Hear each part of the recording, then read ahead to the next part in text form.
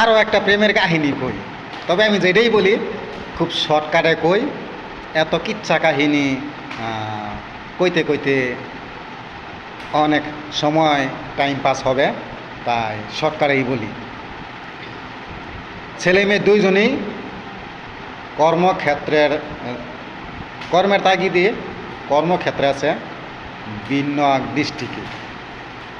সেখানে দুইজনেই প্রশিক্ষণ নেয় কাজের মধ্যে। যাই এক সময় মেয়ের প্রশিক্ষণ শেষ, সে তার ডিস্ট্রিক্টে চলে গিয়েছে। তার ডিস্ট্রিক্টে গিয়ে আর ছেলের সাথে আর তেমন যোগাযোগ করে না।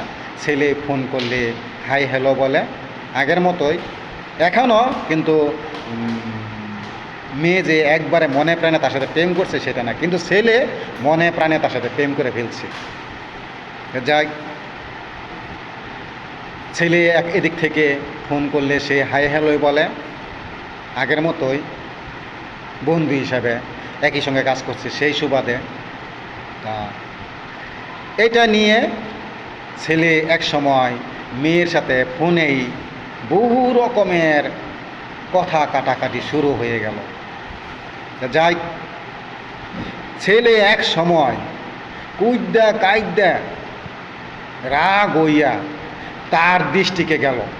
তার দৃষ্টিকে গিয়ে তার বাড়ি খুঁজে বের করলো। তার বাড়িতে গিয়ে বিভিন্ন রকমের অপমানজনক কথা বলল মেয়েকে তার গার্জিয়ানের সামনে। তারপরে সেই এক সময় খেলনা পিস্তল নিয়ে গেল না আসল পিস্তল নিয়ে গেল তা যায় না। সেখানে গিয়ে সে বলতেছে, আমার সাথে যদি এই প্রেম খেলা মিথ্যা হয় তাহলে আমি তোমার সামনে নিজেকে গুলি কইরা মাইরা ফেলাম।